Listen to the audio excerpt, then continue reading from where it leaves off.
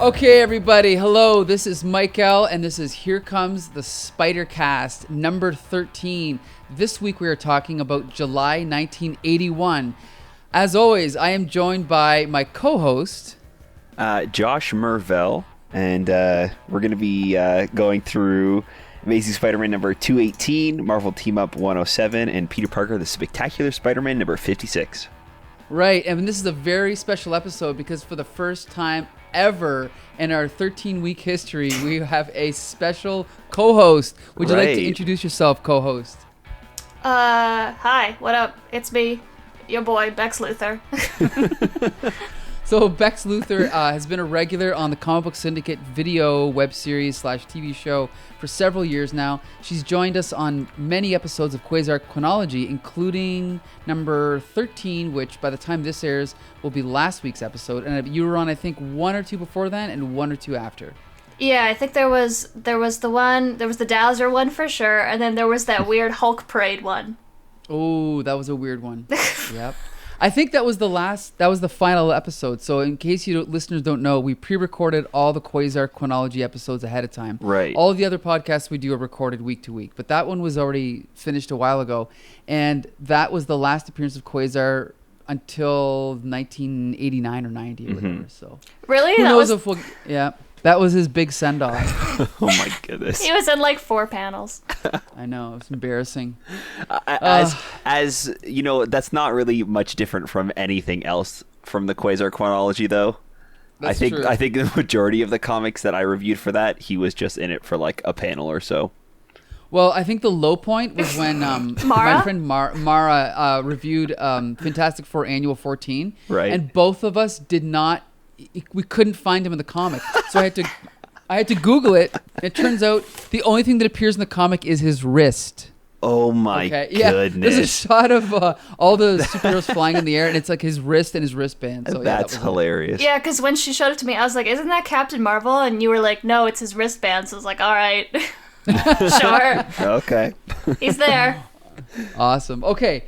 So enough about Quasar. I'd love to keep talking about Quasar, but we have another podcast dedicated to that. This is about Spidey. Mm-hmm. And so this week we have, we're going to start off with Amazing Spider-Man 218. And this is yet again another issue written by Denny O'Neil and drawn by John Romita Jr. So before we jump into this, Becca, do you know anything about these two creators before we get into the story? I mean, the art looks pretty familiar. And I'm sure I've read stuff from him before, but I don't recognize the name. Okay. But so Denny O'Neil's most famous. He wrote Batman in the late '60s and early '70s with Neil Adams, and he did the Green Lantern, Green Arrow series with Neil Adams. Mm-hmm. Oh, okay, I'm familiar with that. Yeah. And then unfortunately, he's also the guy that rebooted Wonder Woman, gave her the white jumpsuit, and took away all her powers. Oh, because she was a spy. Yeah, exactly. For some reason, that's when she was a spy, right? Right. She kind of had the. She was just like Black Widow. Yeah, Diana. Exactly, she was Diana Prince. So when I came into comics as a kid, Denny O'Neil always had this legendary status, but everything I've read by him, I've been pretty much disappointed by. And that includes these issues of Spider-Man. Yeah. So let's talk about this story. So it's kind of the culmination of an ongoing story where they've introduced Hydro Man, they brought back Sandman, and at the end of the last issue, they merged together into one giant monster, which I'd always heard about as a kid. What a cool story it was, what a cool idea. And now I've read it, and once again, I'm disappointed. Wow. Okay, yeah, so disappointing. Josh, what do you think? Yeah, we were talking last week. You were saying that you were really excited because you had heard a lot of good things about these two issues. And last issue, I was like, it's kind of disappointing. It must pick up in part 2. It doesn't. Yeah, it exactly. really does not. If anything, it's a little bit worse, I think. I like it's really just a King Kong ripoff. And oh my God, it's embarrassing. I think the only redeeming quality of that is the fact that they make reference to it being King Kong ripoff. Yeah, I don't know if it makes it better or worse. At least they knew enough to call themselves out. Mm-hmm. But yeah, it was rough. Becca, what's your first impression? Why do you make me read these, Mike? Oh my god. Yeah, there you go. There you go. I was like, what? Hydra Man and Sandman together? And then, like, by this third page, I was like, oh, never mind, I'm out. And then I had to force myself to read it. And, like, I mean, at first I was like, look at this cover, because Spider-Man's buns are out. So I was like, oh, is this going to be good? No. Shouldn't have assumed. It's like, and Spider-Man's just a huge jerk in all of it. Yep. Oh that's my something goodness. Spider-Man under Denny O'Neil is a complete asshole, especially to Deborah Whitman. This is honestly nothing compared to previous issues. He's such a jerk. It's like, insane. I was like, your jokes aren't funny. You're just being rude to everyone around you. Yeah. Like, and then he's got this weird hero complex that I'm not used to reading from Spider-Man, where he's like, well, I guess I'll save the day again since my pictures don't work out. Like, right. all right, relax, dude. It really took me out of it, because I was like, oh, ready to read some classic Spider-Man, but nope. He's a jerk to his girlfriend. He's a jerk to the other girl. What's her name? Right. So Deb Whitman. Deb, yeah. Yeah. Is his Deb was his girlfriend, but just not treated her like really. shit for Yeah. 6 months. Yeah. Like every single issue, he's blown her off. He's been rude to her. She's like, there was one issue, the issue that Hydro Man is introduced, I believe, or this is like leading up to Hydro Man's backstory. She's pleading with Peter Parker to talk to Spider-Man. Please, my uncle's in danger. I really feel like he's gonna get hurt. And Peter Parker says to her, not right now, Deb. I can't really deal with that, and walks away. And doesn't acknowledge her uncle again until like 2 or 3 issues later. Like he's swinging around New York, like I better check in on Deb's uncle, I guess. Like, and then he does the same thing the next issue, and he's like, yeah, I can't remember if it's her or someone else asked him to help with something that has to do somebody on like a boat. He's like, hey, sorry, being out on a boat's not my style. See you later. Oh, that's it. God. A complete asshole. Yeah, complete asshole. And then he's been dating this girl Deborah Whitman for months. A couple issues ago, he flat out cheated on her, made it with another girl. But the thing is, though, they were did? like going on. Yep. They were going on dates, but he always commented on like, "Whoa, Deb seems like she kind of has feelings for me." But then he'll be like, "Hey, you want to go to the opera? We'll grab a bite and go to the opera." And then halfway through, he'll be a dick and just ditch her. Like it's one thing if Peter Parker breaks plans because he has to be Spider-Man. Right. That's part of his character. But he just flat out just ditches her and just dicks her around and, like I said, cheats on her. And anyway, so. Yeah, so it doesn't get any better than that. But. As I'm reading along, and then he was talking about doing that kind of stuff to her, and then he was like, let's go get coffee.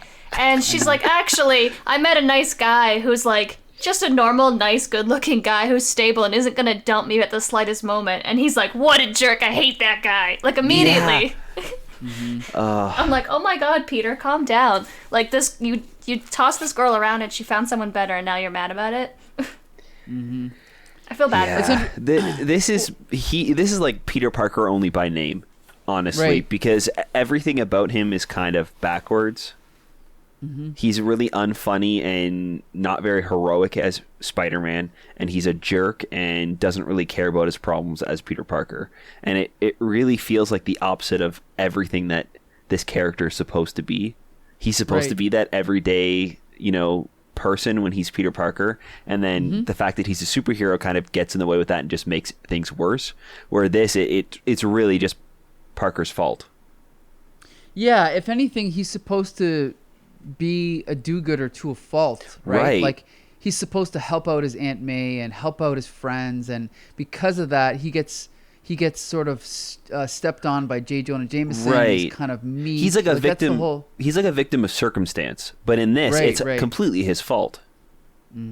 Well, does he do anything until the very, very end of this issue? Like he doesn't save anyone. He just gets his butt kicked by not Sandman, and then kind of fiddles around in other people's lives, and then at the very end he's like, well, they're dead.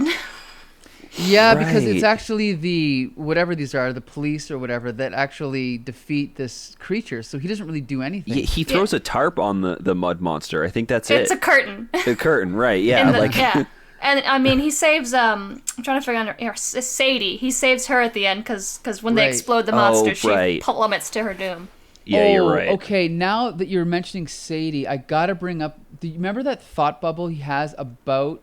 I think it's about her. What a jerk! I mean, Yeah. what a jerk! What? I'm trying to find it it was right something now. like not much of a looker or something like Yeah, that. But not much of a everybody's looker. say Jeez, I gotta find it. Oh yeah, Yeah. page 9, digital 9. okay. So he's like, sheesh, I'd say it's a beauty and the beast number, except that Sadie doesn't exactly qualify as a beauty.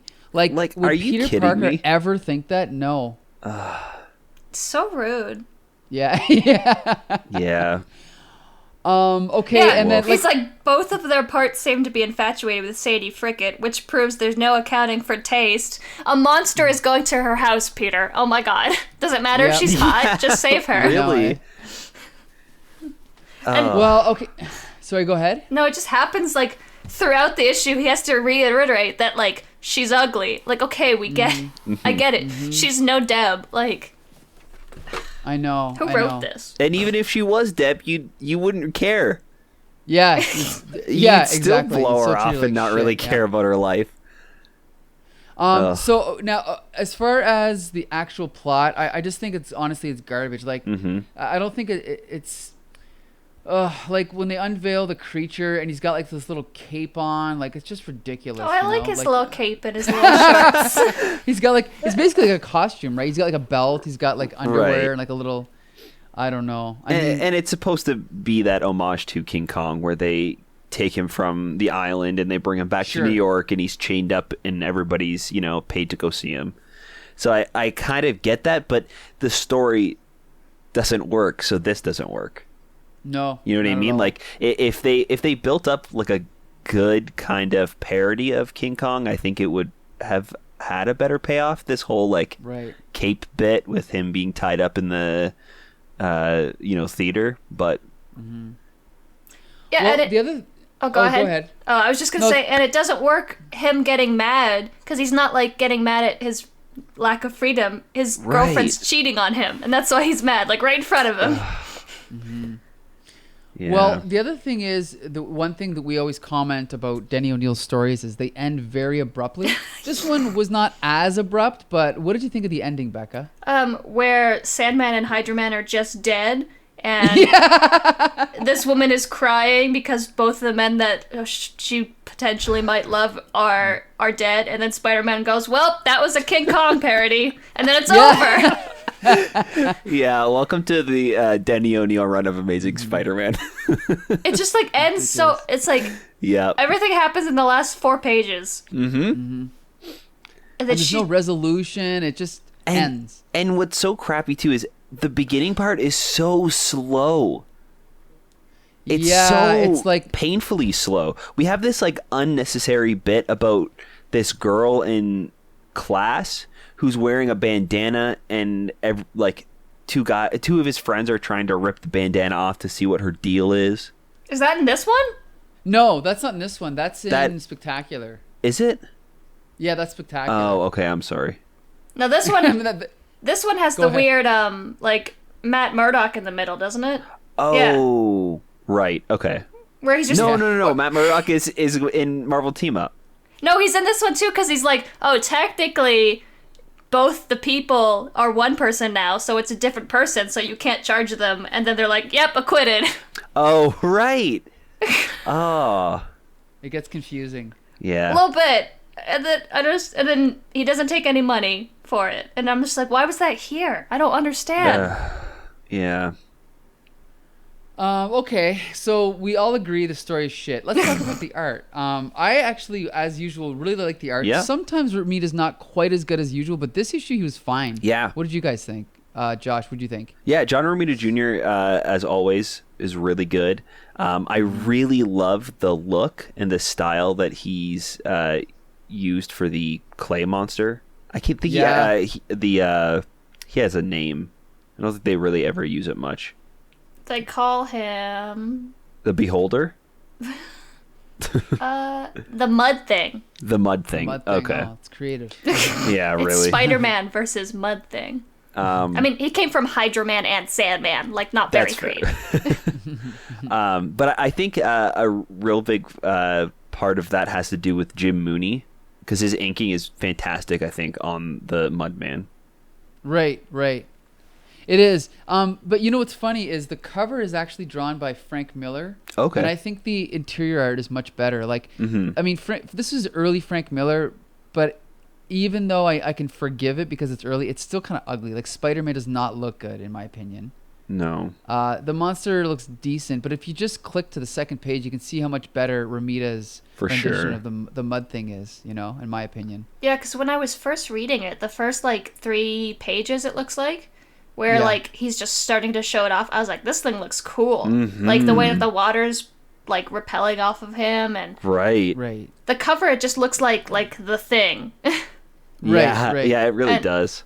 They just gave him like, and as soon as you go into the issue, it's like so much more character, and he's so different looking, Yeah. and then And- it just kind of goes downhill.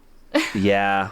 And the thing is, that's another reason why I was so excited, because last issue ended on this big cliffhanger of the Mud Monster and Sandman and Hydro Man combining, and him like crawling out of the ocean.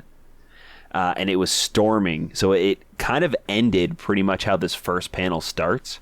So I was like, dang, I actually really want to know. This might be one of the first times on this podcast that I'm like, I've got to read this next issue. Yeah. And yeah, That must have been so disappointing. yeah, it was.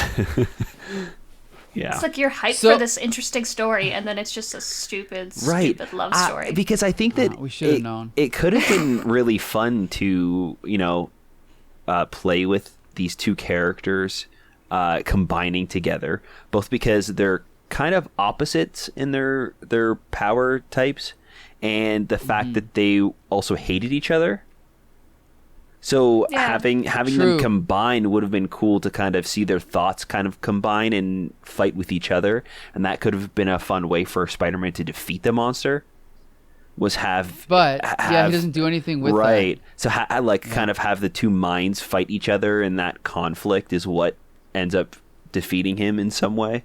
Like, there's so many interesting ways that they could have gone with this, and they went with a awful parody. With nothing. Yeah. Yeah. The thing is, there's no reason to do King Kong. No. What does this guy have to do with King Kong? Nothing. Nothing. Yeah. Anyway, recommendations. I don't recommend it. I recommend the art. That's about it. What about you guys, Josh? Yeah, I definitely don't recommend this. The art, again, as always, John Romita Jr. does an amazing job. Jim Mooney's great inking. Actually, I think somebody else also did inking with Al in this one. Milgrom. Al Milgrom. Okay. Yeah. So yeah, it's another beautiful issue, but another dumb issue. Yep. Okay, Becca, what do you think? Yeah, kind of the same thing. It's like it didn't like aesthetically. I think it looks really cool. Like I wish they could have done anything else with it. Like Peter could have figured out a way to get Hydro Man and Sandman to separate. Sadie could have still been involved in that because she seems like the only thing in both of their lives that they both like. So he could have used her. I don't know. The art's really pretty. I'm just looking at like some of this like stuff at near the end with the Mud Thing, and he kind of almost looks like a mix between Mothman and Swamp Thing, and that's really, really cool.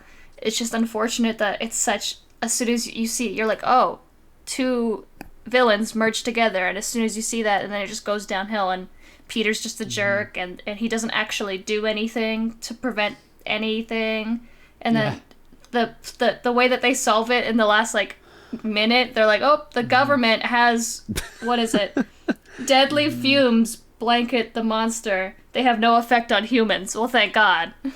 Like, what is that? Deadly monster fumes. Yes. And then they explode the monsters. Why? I also love that at the end of the issue, some poor dude is just shoveling Sandman into a car. Like, oh my god. Yeah, they're just shoveling the sand into dumpsters. Yeah. then they're like, sorry, go ahead. oh, no, then they get this junk swept up. The science boys want to look at it. The science boys. The science boys got to take a look at this. What were you gonna say, Josh? Oh, I was just gonna say. Also, Peter Parker is looking pretty snazzy too when he's at the opera with this like giant blue popped collar over his all white suit. Oh yeah, good point. Yeah, you shouldn't be able to afford that. Yeah, maybe it's a rental. I anyway was confused at first. I'm like, who is this? Oh, that is Peter Parker. Okay. Where did he get the suit? Yeah, I don't know. Ridiculous. Okay, that's the least of our worries. Okay, let's move really. on. No, I want to talk more about the suit. We need to do a deep dive into the suit. Yes. Where did it come from? Okay, so now unfortunately we have to stop talking about Amazing Spider-Man and start talking about Marvel Team Up. This issue is with Spider-Man and She-Hulk. This is number 107. And just the same as the last few months, it's written by Tom DeFalco and drawn by Herb Trimpe. But this time Tom DeFalco gets help from Jim Shooter. And for those that don't know, Jim Shooter was the editor-in-chief at Marvel for, I think, from 78 to 87. And we've talked about it before. We've talked about him on Flea Market Fantasy. His run is considered one of the best periods in the company's history. So he's also known as a good writer and a decent artist. And so... I don't know if I really noticed a difference in this issue, but I did enjoy it. I'd like to know what you guys think, though. Josh, what's your take on this one? Yeah, this one was, I think, better than Amazing Spider-Man. Yeah. It definitely goes in some weird places, but yeah. I'll save my comments for later. Yeah, it kind of is a little bit all over the place, but still somewhat more coherent and feels more like a story. Rather than just kind of like a bunch of random events that just happen to Spider-Man. Right. Okay. So this one's probably going to be the most complicated to discuss. Becca, do you want to talk about the plot, or do you want to just give your reaction, or? What? Every time I do one, you give me some pseudo-feminist bullcrap, and It's funny though. It was coincidence. It's pure coincidence. Was it? I was like, man killer. Oh my god, I haven't heard about man killer in such a long time. We were talking about having you on, and then read the comics. So we actually asked you to be on before we even read these. So and then you're like, oh no, Becca's gonna hate it. So this is a weird story. So to summarize, it's basically there's this woman who's like an activist. She's confessed to her crimes, and so she's been arrested. Jennifer Walters, who is the She-Hulk, is her lawyer. Mm-hmm. But then another character named Mankiller kind of steps in. And do you want to take it from there, Becca, and kind of, as best you can, summarize what happens? So for some reason, Mankiller needs this other woman, and that's never explained. And she doesn't do anything. But Mankiller comes in, and she needs this activist woman's help to fight the regime of oppressive men, which, I mean, relatable. But it just goes on, like, the deep end, kind of. I don't know. It just seems very convoluted, and she just really hates men, and she wants to destroy all men, and all of her girls fight, and then She-Hulk is also there.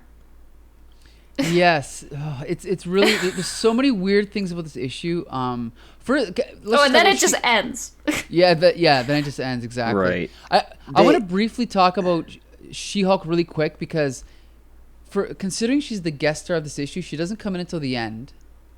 And her characterization, now I'm unfamiliar with her at this point, but her characterization here is completely different from what I think we're all used to, I assume, right? Where she's like, because I'm used to the She-Hulk that Jennifer Walters is She-Hulk. Right. She wears a suit. She goes to work every day, right? Mm-hmm. Like, she's a lawyer, but she's She-Hulk. But here, it's a little bit closer to the Incredible Hulk, where she kind of, except she can control her transformations, but she's still a completely different personality, right? I think around this time, it was around when the Incredible Hulk TV show was airing. And she was created because the television network wanted to create a character named She-Hulk and do a spin-off TV show and have them tie in with the Incredible Hulk TV show. and Marvel caught wind of it and then created the character in the comics before the TV show could. That way, they didn't have the rights to make the TV show. That's true. We just talked about this on Flea Market Fantasy. Oh, okay. I think they were specifically scared because there was the $6 million man, and then they spun off Bionic Woman. So they're like, oh no, if they can do that, they can do it with this too. So literally over the weekend, they created a comic. Yeah. John Buscema drew it, and they had it out by Tuesday. And I think that's why she feels closer to the Hulk, because she was pretty much just woman Hulk at this point. Right. She didn't really have much of a characterization of, of herself, like of her own, because she was just a spin-off of Hulk because they needed to do it before somebody else did. Right. So Becca, are you familiar with She-Hulk, Becca? Yeah, I've read a lot of She-Hulk. Okay. Yeah, she's just a hot Hulk at this point, and also a lawyer. But she doesn't do much lawyering. In fact, she pawns it off onto Matt Murdock early on in the issue. Yeah.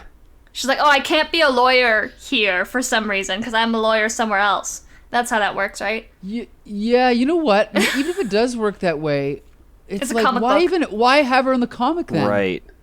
Like, it's ridiculous. It's because it's man killer, and it has to be the juxtaposition between the liberal feminists versus the good old wholesome conservative women back home, Goodness. So let's I'm being get into very sarcastic. Let's get into this. So the first thing I thought when I was reading this comic is I'm going to post this as an example of the good old days when there was no politics in comics, because that's something all these people like to say online about how they're so sick of politics in comics. So we know that they've always been there. Now, not to say that just because you include politics it means you're doing them well, but Becca, what is your impression of Tom DeFalco and Jim Shooter's depiction of, I guess, feminism in the late or early 80s? I don't think they understood it. I feel like they're on the right side, but they just it's like he's got the enthusiasm in the right place, but I don't think he's there yet. It's interesting because you have the juxtaposition between Man Killer and between this previous feminist activist who by the sounds of it was someone who maybe went too far with some of her activism. People got hurt, which I mean I can understand that from like a war perspective, but from feminism, I don't know what she could have possibly done to hurt people. Well, she's like, I have to blow this building up for women's rights. Like, I don't understand. Yeah, she asked for equal pay too hard and killed somebody. Exactly. The glass ceiling broke and shards went everywhere, and it was a massacre. So I'm like, and like, they're kind of like, oh, this is a good feminist, and this is a bad feminist. Goodness. And then She-Hulk is also there in her underwear because she has to be, right? Because she's She-Hulk. Right. Yeah, I guess. Oh, sorry. Go ahead, Josh. Isn't that so funny too? That it's like they're trying to show you what feminism is, but then also having Jennifer Walters burst out of all of her clothes. I mean, like it doesn't bother me that much. It's just a strange. It's like these three weird feminist perspectives. Is you have the She-Hulk, like I can dress however I want and it's empowering. You have like the Jennifer Walters and the other activists who are like just women in the world, and then you have Man Killer whose name is Man Killer. But I don't know. It's like it could have been anyone. It didn't have to be She-Hulk. Right. Same thing with Spider-Man actually. It could have been anyone. It didn't have to be Spider-Man. That seems to be the theme with Marvel Team Up, is Spider-Man just shows up. Yeah.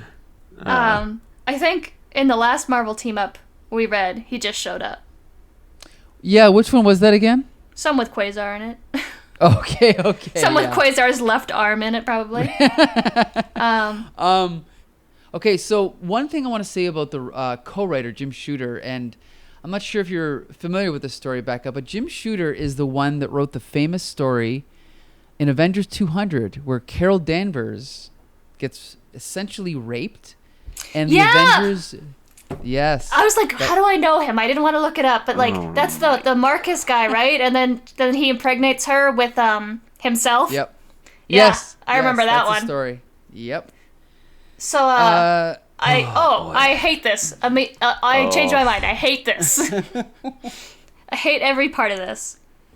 Jim Shooter is a divisive figure. I do like Jim Shooter, but our pal Mike Dell from Flea Market Fantasy, he loves Jim Shooter.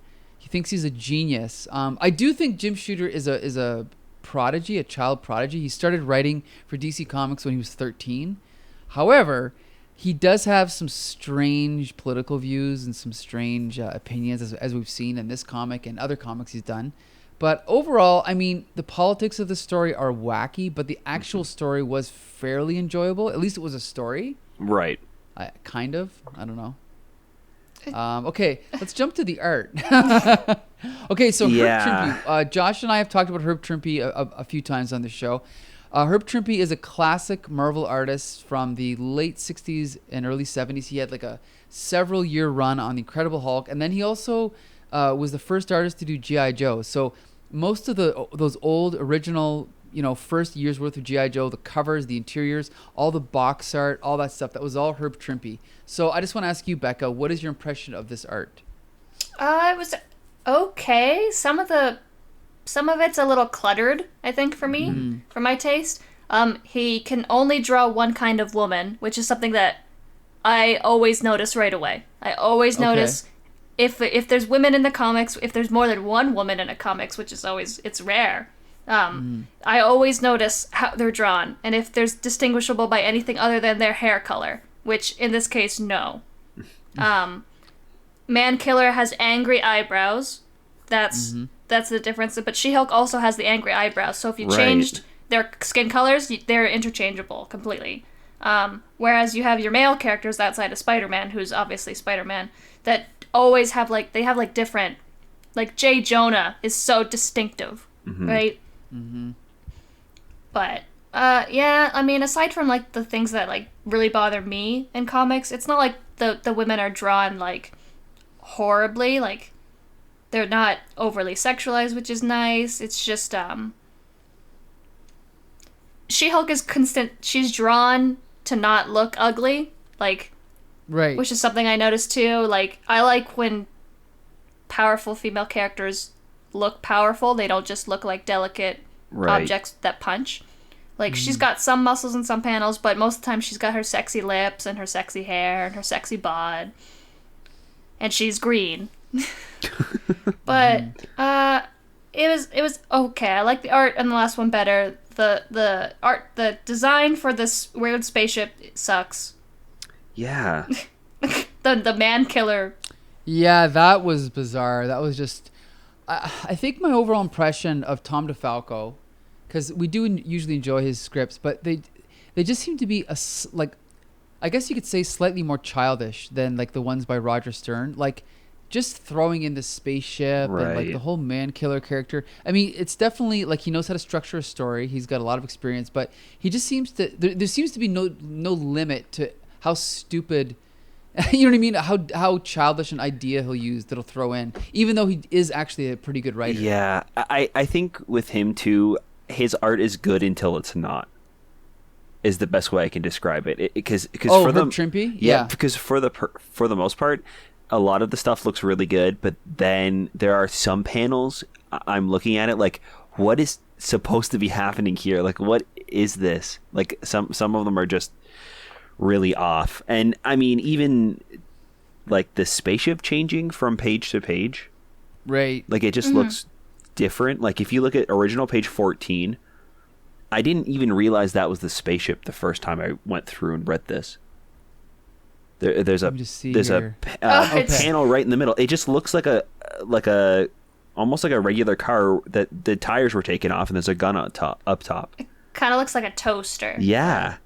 Yeah, really. Like it's just. It doesn't look like the same. Like if you go from the panel to panel, it doesn't look like the same vehicle. No. And then there's. Oh yeah, I see it now. Okay. There's also There's one panel on original page 21. It's the bottom left corner. Spider-Man is doing this squat, and he's doing this really awful squat. His arms, it doesn't look like it's supposed to be foreshortening. So one arm looks like a tiny T-Rex arm. The other one's kind of just flailing. His legs are completely the opposite way. He's crouched all the way down. Like, it's just, yeah, sometimes it looks good, and then others it just doesn't.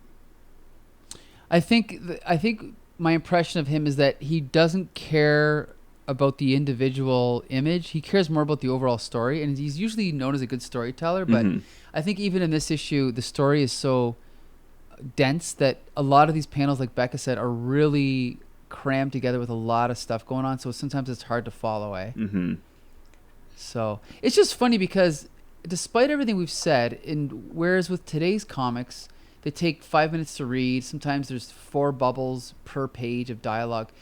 At the very least, it seems like they had a really long story to tell, and there was a lot of story to it, and it seems like they're all trying their best, but it's just such a weird, lopsided story, you know? It's just a strange experience. I don't know. It's like I can't put my finger on it, but something's really wacky about this issue. But despite that, is it the man killer? Yeah, that's probably it. I've never heard of the man killer. Did you, Becca? I only know about it from a feminist Tumblr blog. So really? About like top 10 like worst feminist characters in comics or something. Like something that I would absolutely follow.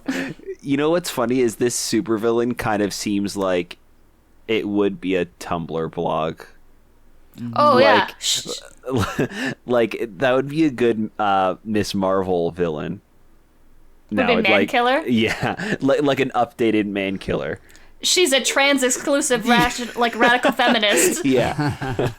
Like she's the feminist that the other feminists don't associate with because she's too crazy. Or the ones that the conservatives are afraid of but don't actually exist. That's man killer. Oh my goodness. I mean, I do like her big female symbol right on her vagina. That's great. I didn't notice that. I didn't even notice that. Are you kidding me? Page 10. Yeah, it's kind of hard to miss. Yeah, now that you pointed out. Sorry, maybe it's on her uterus because that's where women get their power.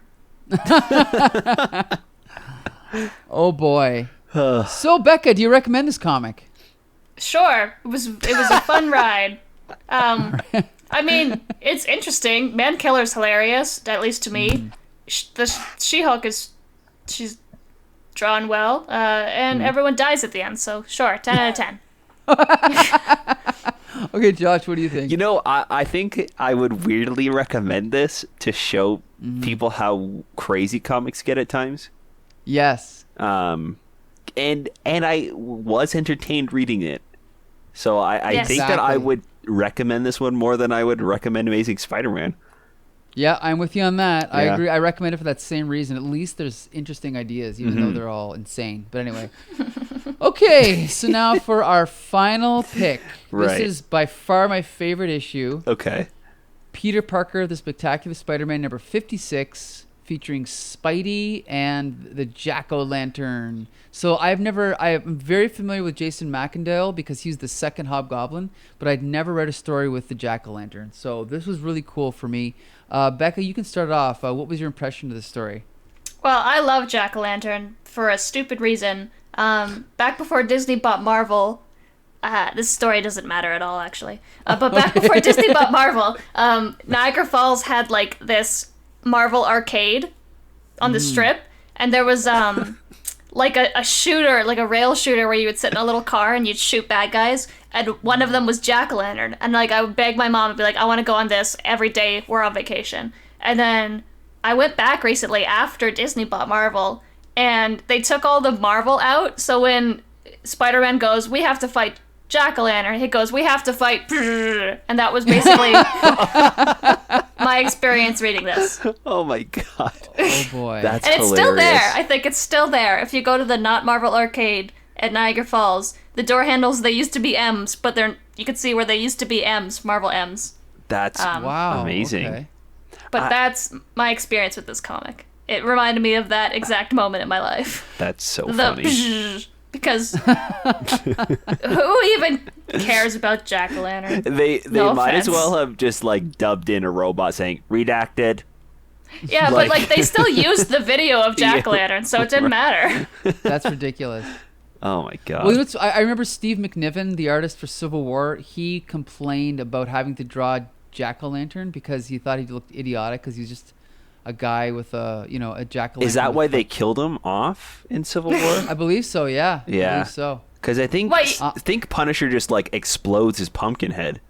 I think so. I think Punisher literally comes up behind him and just blows his pumpkin head to smithereens. Wow. Okay, I forgot about that. Yeah. What he didn't What? he didn't find a man in a green outfit with a jack-o'-lantern costume who rides a pogo stick cool? Okay. That's not cool.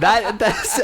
That's what I wanted to bring up. Oh, boy. I've also never read a story with Jack-o'-lantern, and I always see him with this like boogie board looking thing, like a weird disc that he's always riding on, and I assumed that it was like a hoverboard, kind of like like a goblin glider, right? But Why would you assume that? That sounds cool. but it's like a pogo stick board thing It's that like- he I actually- bounces around. That's so funny. But you know what? I actually feel sorry for him because Roger Stern, he puts so much thought into these villains. We actually have a thought bubble on the end of page 26 when he's like, "Good Lord, that door weighed hundreds of pounds," and he tossed it like it was nothing. What's more, he missed me by mere inches, and I'm sure he did it on purpose. He could have hit me, but he didn't. So he's like, he's just toying with me. I'm nothing to someone as powerful as him. I've got to get out of here. I just love the fact that he's actually just scared of Spider-Man. You know, like you don't see that every day. Right. So I actually thought it was really cool. Like, here's the thing. This issue, we have to point out, this issue, I've never seen this before. It was actually drawn by Jim Shooter, who we just Oh. mentioned. He did the layouts. Jim Shooter did the finishes, but Jim Shooter is known for liking art that's sort of eye level, mid shot, very plain, very straightforward. I'm not sure he may get that from his history of working with DC Comics because that's what their art was like back in the '60s. But I actually really like this art because it was so plain and straightforward. It almost reminded me of like Watchmen or like Steve Ditko. How everything's very like mid shot. I don't want to say stiff, but it's sort of like everybody looks like real people. There's not a lot of action. There's not a lot of action poses. So I kind of like that. And so I actually really like this story, but what did you guys think about the art? First, we'll start with you, Josh. Yeah, I think the art was pretty good. To be honest, I assumed that Marie Severin? right. I assumed it was Marie Yeah. Severin again, who has been doing the past few issues of Spectacular Spider-Man, and I didn't even notice it until you brought it up now. So yeah, I enjoyed this one. Okay, Becca, Yeah. what do you think of the art? It was, I mean, I really like Jack-o'-lantern's design. Like, Sure. I know I'm just like calling him a crap villain, but I actually really like the Ghost Rider Firehead aesthetic. The fact that his dumb boogie board looks kind of like a scarecrow hat. Like, I think that's cool, and I like the way that he's drawn in this issue. He's drawn very interesting. And, like, he's always so eye-catching. And then there's, like, when he's, like, I think it's page 23 where, like, he turns the lights off. Like, that's probably my favorite Yeah. art is when he's, like, Spider-Man's in the dark. And, like, that's really cool and eye-catching. Really cool. It's definitely, like, well done and kept my attention. Maybe more so than the other two that we were reading. Sure. Mm-hmm. But then when it's just people, I was kind of bored. It was pretty generic, but it's just like Peter and Aunt May. I'm just like, okay. Right. When everyone's Yeah. in the office, I'm just like, okay. Yeah. It looks kind of like an Archie comic at that point. Yeah, I'll agree with that. Like, very plain, like, just unremarkable. But that's kind of what I liked about it. But I guess it just depends on taste. But here's the thing. Let's talk. This is a weird story. So it's. I just want to say. Oh, did you want to say something else, Josh? I was just gonna say, I think that I agree with you guys with the simplicity works well with a lot of like the action stuff or when it gets serious. I think a good example of that is, even though it's a more mundane part on digital page 12, you have after Peter Parker chases after the girl he runs away, he kind of turns his head to Deb, and he's all red. Yeah. And I think the simplicity of that kind of shows the dramatic tension in his voice and what he's saying, and then contrasted with Deb in the background. There's that happens a lot in this issue, with a lot of the dramatic lighting and kind of shading everybody in one color, or even having the background of the panel be all one solid color, a lot of the times being this bright red to kind of make it pop out. I enjoyed it. Now, this is like I was gonna say, this is a strange plot. So what happens is Jack-o'-lantern is sent to this hospital, okay, and basically we find out. So he's in this hospital bed in his full costume, okay, and the doctor is all upset because they have to wait. I think they say they have to wait for is it Tony Stark or just somebody International. from Stark International to come and get into his costume, and he's all worried because they're not going to be able to help him out until that happens. But then Jack-o'-lantern ends up waking up and kind of breaking out and like getting back together with his goons, and what we find out is that he actually planned to get into this hospital by swallowing a coma-inducing drug that was in one of his molars, one of his hollow teeth. And so because he realized it'd be easier to break out of this hospital than it would be to get out of the prison. And so it's kind of a weird plot, but I thought it was kind of cool. I mean, smart. I would have thought, he's not wrong. It is easier to fight doctors than it is to get out of prison. It is smart. I think I really like that idea, but I think that the way it was done didn't work as well for me, because it was all just kind of thrown at you at the last minute with him just spewing his plan, rather than kind of hinting it along the way that maybe there's something more going on, and maybe maybe he's not actually passed out, or like hinting that it was his idea or something. He just wakes up after his goons break into the hospital to save him, and he goes, "Oh yeah, I just wanted to let you know, that was all fake. I didn't actually slip into a coma. It was my tooth." That's what I thought too. So I think that it could have been a really cool idea if they would have like set that up. But I know I also didn't hate it. I don't know. Yeah, it definitely felt like an afterthought. But yeah, I thought it was a cool idea. But did you also notice on page Digital 15 how much time they spent explaining exactly how Spider-Man swings away from that plane? Yeah, why? It was weird, eh? I don't know. It's like in any other comic that would have been like one panel, but they took the time to, leaping from the front end of the pontoon, Spider-Man swings to the apex of the arc, allowed by the length of webbing, and then lets go. The speed of his swing combines with that of the plane to snap him high into the air, hundreds of feet high, and then he creates like a web parachute and floats down. I guess the one thing is it kind of shows Roger Stern, he does put a lot of thought into how Spider-Man uses his powers and tries to give him creative ways to do it. So maybe that's why. I like the parachute. Cool. The parachute's really cute. Look at him in that little web parachute. And like even at the beginning of the issue, he made a web backpack. I love when he does that. Yeah. I like the web backpack. Whenever they bring it back, it makes me happy. Even love it. That's a fun recurring thing that has been happening for the past few issues of Peter Parker, I believe, and I also really enjoy it. Because like if he's gonna bring his camera around, where's he putting it? Right. My backpack. I do notice that there was some interesting showcases in Spider-Man's powers, like the way that he's like actively like clinging onto walls in the hospital and things like that, like in very different ways, where he's like trying to sneak in and then doesn't immediately, that immediately isn't sneaking. Yeah, I like through a wall. Yeah. Oh my god. I like the backpack much better than the weird utility belt he has under his suit that just kind of shows up. I think he's always had that though. Right. I think, but it's got web cartridges in there. Right. Yeah. But the issue of I think it was Amazing that we just read. He has a whole camera also in there too. Like it's a full-on camera.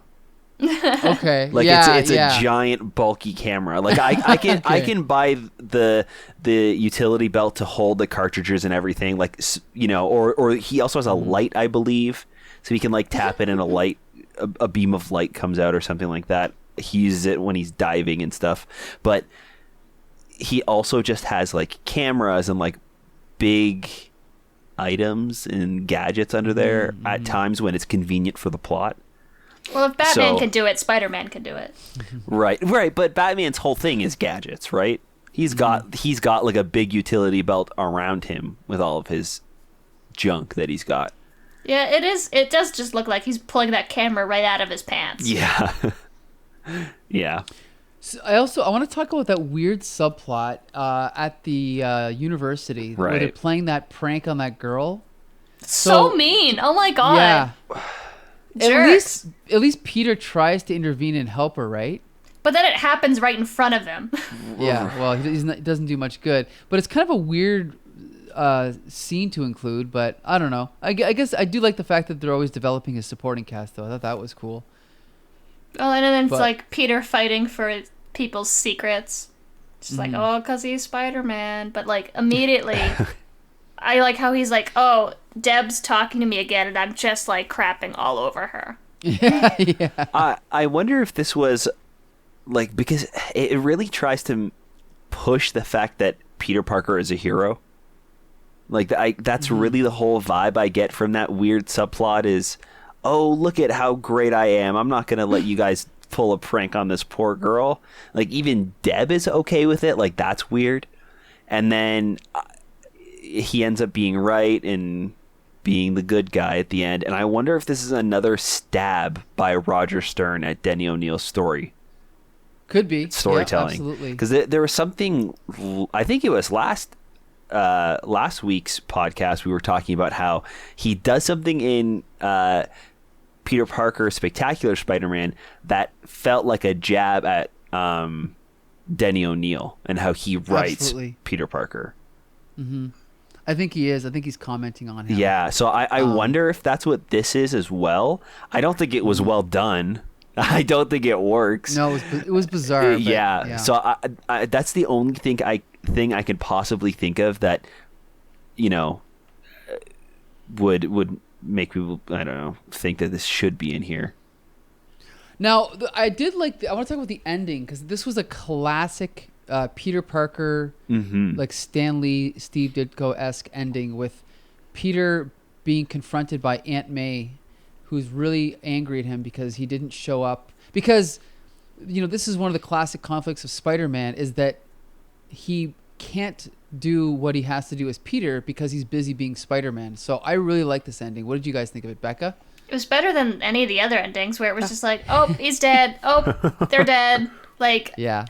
This one was instead of just the plot ending like on a really weird note and then it was just over, it was like okay, the bad guy's been defeated. The Spider-Man story's wrapped up and then we wrap up Peter's story too. So I feel like a lot of the Spider-Man comics that I've read sometimes will do one or the other, but like this one it's like there's still more to the story. Peter's still a person and still his own character, even outside of him as Spider-Man.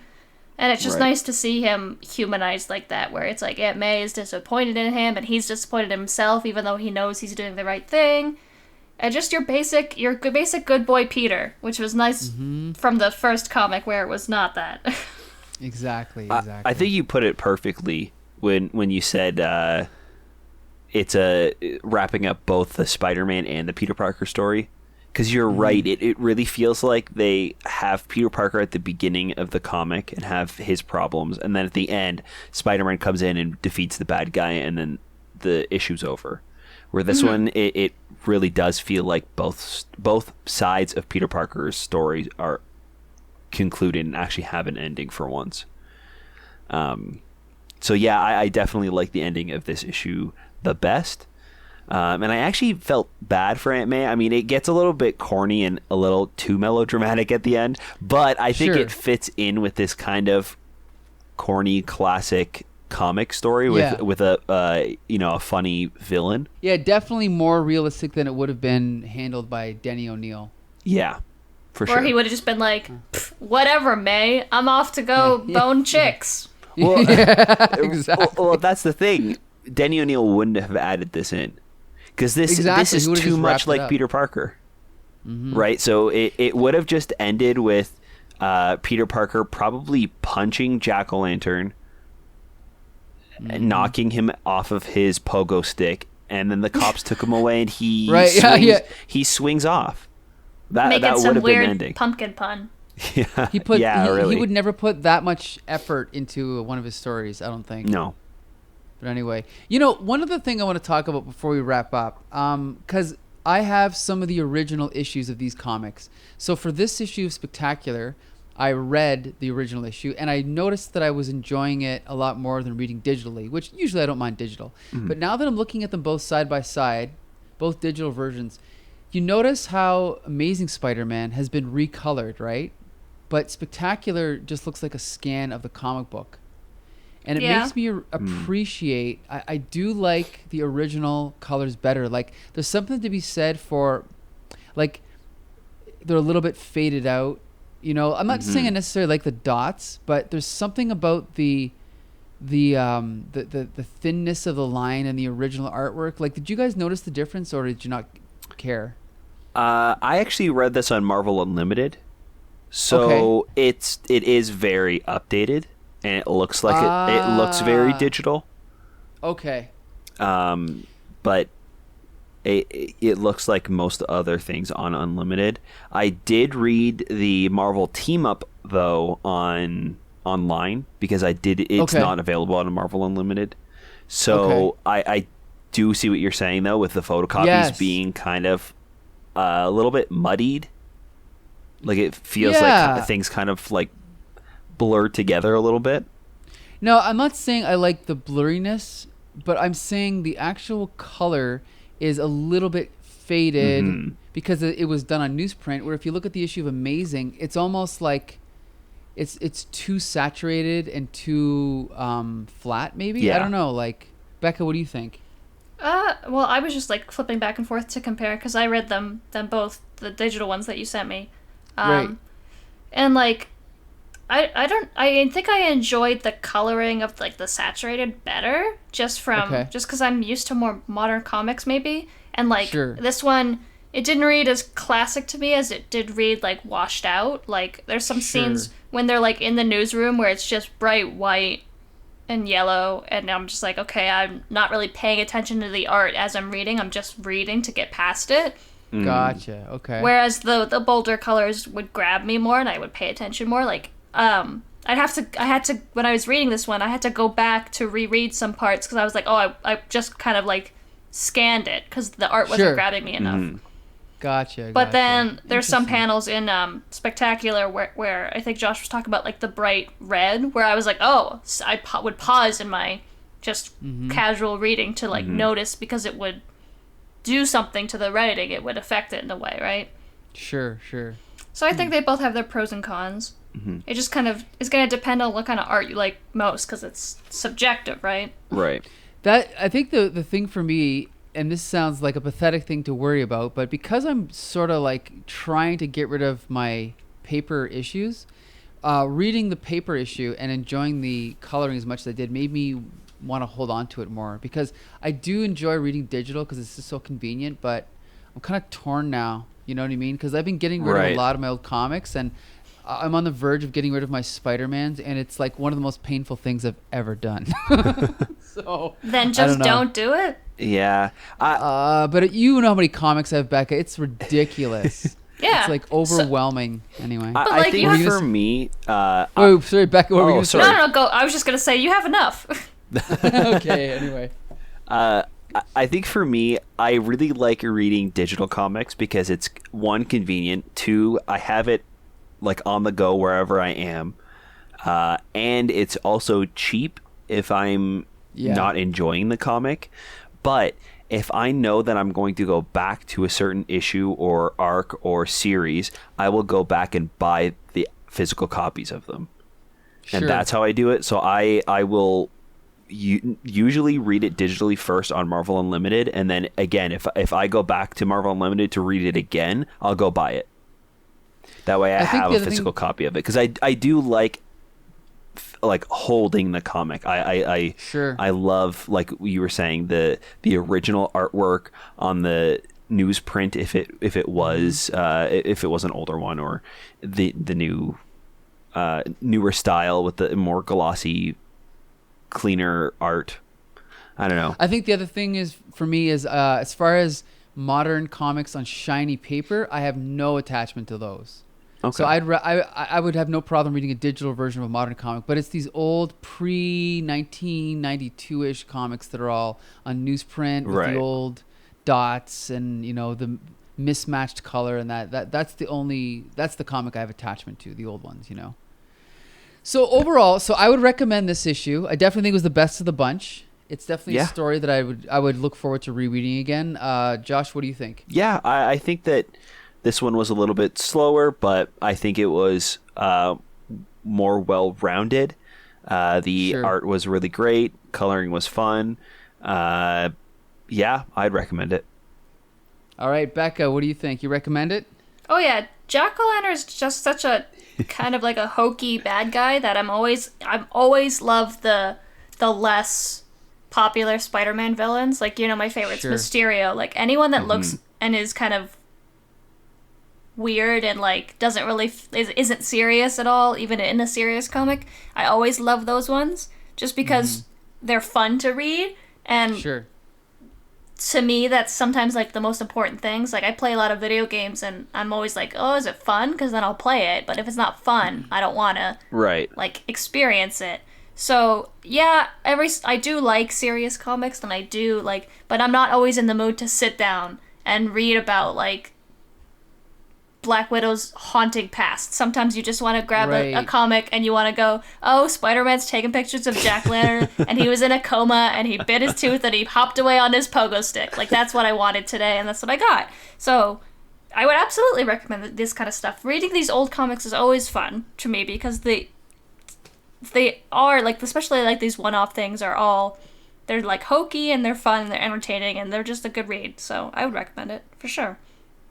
Great. Now, here's my question. So, from reviewing these 3 comics, are you more or less excited to read Spider-Man comics from this era?